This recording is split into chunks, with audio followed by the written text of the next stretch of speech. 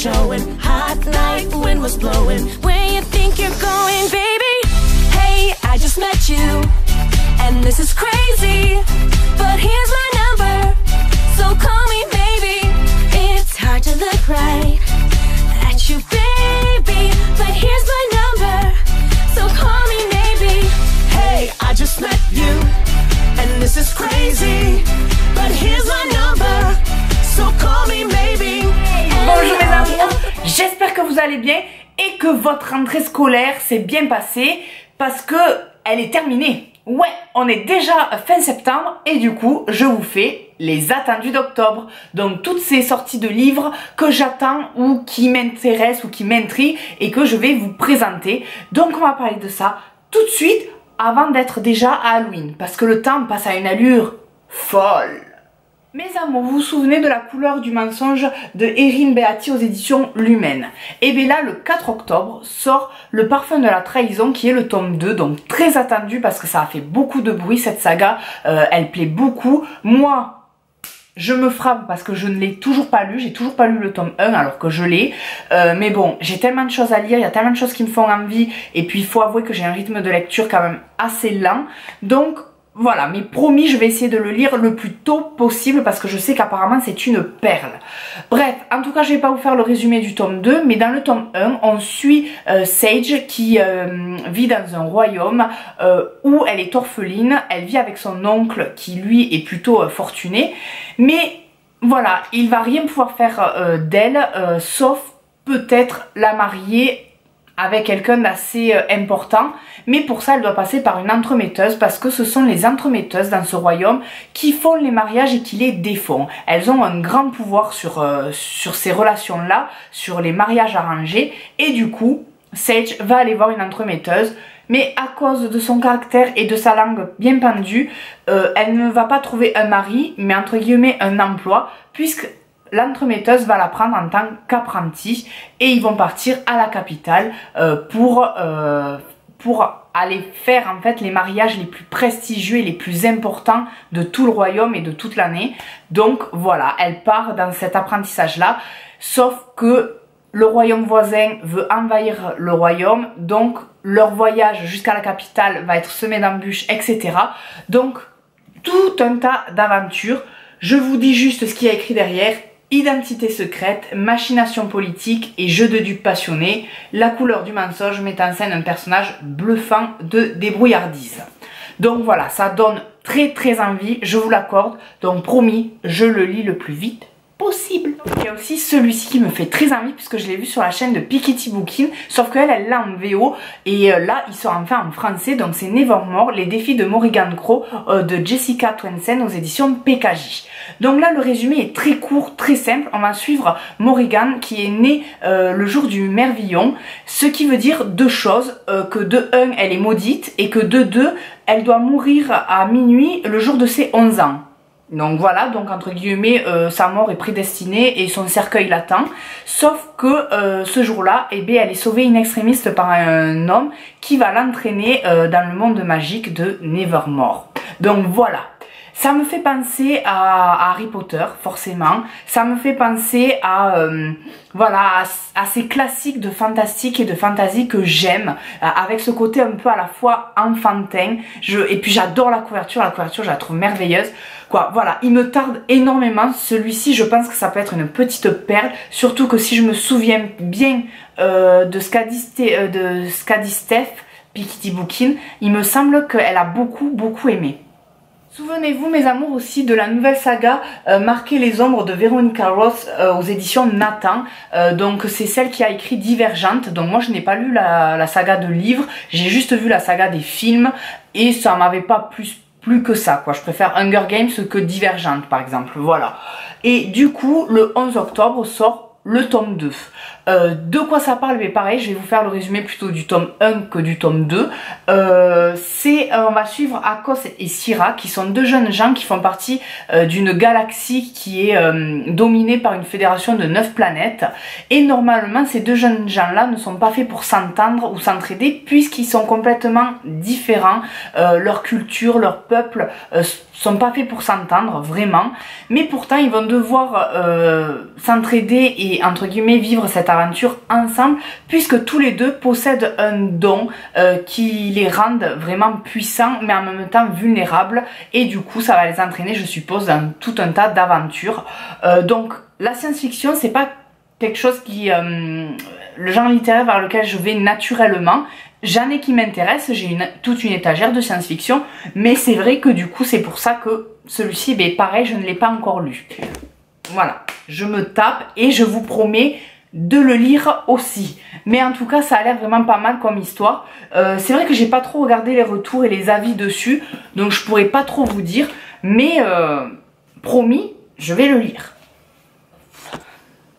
Le 17 octobre sort celui-ci, mes amours, de Stephanie Butland aux éditions Milady, et il a un titre hyper long, je n'ai jamais vu ça. C'est j'aime tout ce qui me rappelle que je ne suis pas seule à souffrir sur cette terre.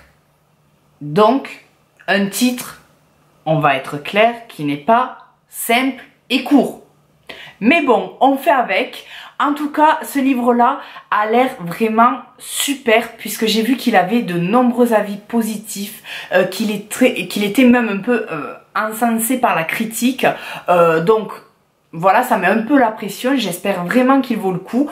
On va suivre en fait Loveday, qui est une jeune fille qui se met un peu à part de tout et de tout le monde, parce qu'elle a eu un passé assez difficile dont elle ne parle pas, jusqu'au jour où elle va recevoir 3 colis mystérieux avec des livres dedans, et qui vont faire ressurgir en fait son passé, sa mémoire et ses souvenirs.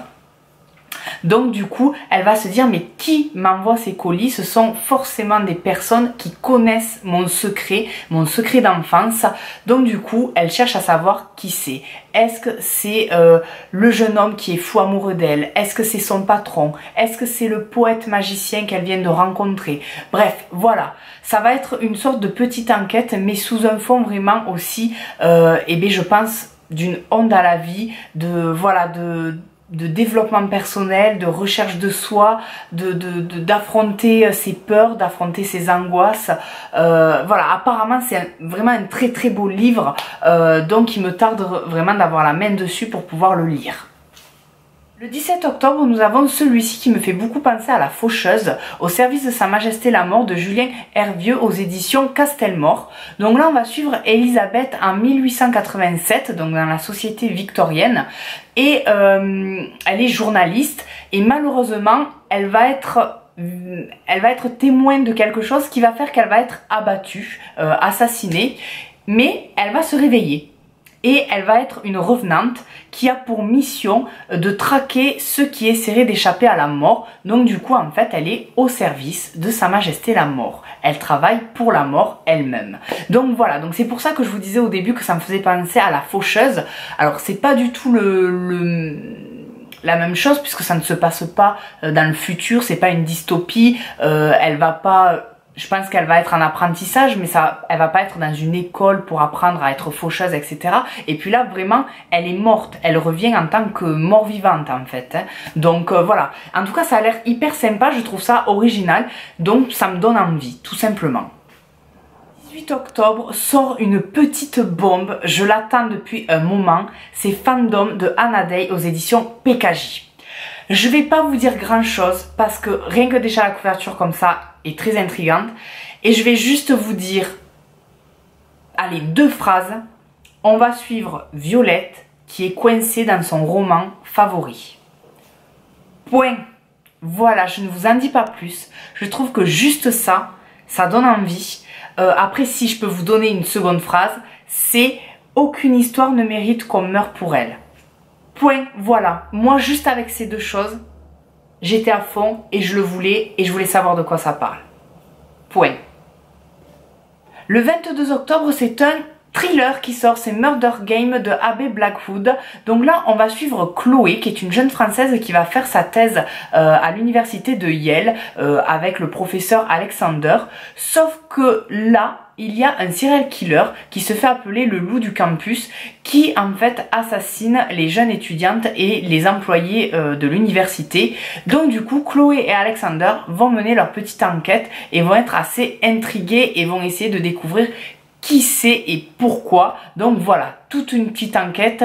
Donc j'espère beaucoup de suspense et bien évidemment que l'identité du tueur soit waouh.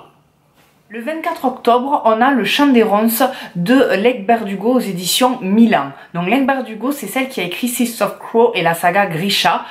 Donc là, elle sort en fait, si j'ai cru comprendre, un livre qui regroupe 6 contes assez sanglants, magiques. Donc vraiment dans l'univers parfait pour Halloween, je trouve. Et en plus, il y a un des contes, si j'ai bien compris, qui est en lien avec Six of Crow et Grisha. Donc, au top. Ça ne peut être que super puisque Leigh Bardugo fait des univers à chaque fois comme ça. Et toujours le 24 octobre et toujours de Leigh Bardugo, on a Grisha, le tome 3, L'Oiseau de Feu aux éditions Milan qui sort. Donc vous voyez, je vous en ai parlé dans mon book haul juste avant puisque j'avais acheté le tome 2, ce que j'ai bien fait puisque là le tome 3 va sortir. Donc je ne vous en parle pas plus que ça puisque voilà, j'en ai parlé juste avant dans la vidéo précédente. Faut juste savoir qu'en fait c'est le préquel à la saga Six of Crow et qu'on va parler plus particulièrement de la guerre qui s'est passée à l'époque, surtout par rapport aux Grisha qui sont en fait des sortes de magiciens, et on va suivre surtout une jeune fille qui a un pouvoir phénoménal par rapport aux autres. Voilà. Pour finir, le 24 octobre, on a Le Prince Chat de Angélique Malak, où là, en fait, c'est une revisite apparemment de La Belle et la Bête. Donc c'est pour ça que ça m'intrigue et que j'ai envie de voir ce que ça donne. Pourtant, ça a l'air très particulier, puisque le lien avec La Belle et la Bête est là, mais d'une façon qu'on n'a jamais vue. Puisqu'en fait on va suivre Bettina, qui est une jeune trentenaire qui vit une vie totalement banale et classique avec son compagnon de toujours, son petit chat qu'elle adore, jusqu'au jour où elle se fait agresser, et dans cette agression son chat va vouloir la défendre et du coup il va se faire tuer. Du coup Bettina est effondrée, elle ne se voit pas continuer sans sa petite boule de poil, mais au final ce n'est pas la fin de son chat, c'est peut-être même le commencement, surtout lorsqu'elle rencontre un certain inconnu. Voilà, je n'en dis pas plus. En tout cas, moi je trouve que c'est très intriguant, que arriver à faire une revisite de conte, c'est pas facile, et surtout là, comment c'est abordé, ça me donne envie de voir ce qu'elle a réussi à faire.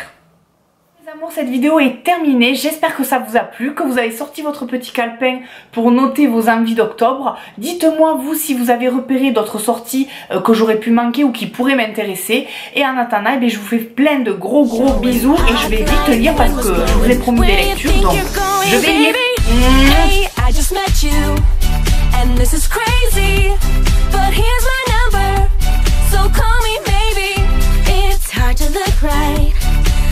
You baby, but here's my number, so call me maybe. Hey, I just met you, and this is crazy, but here's my number.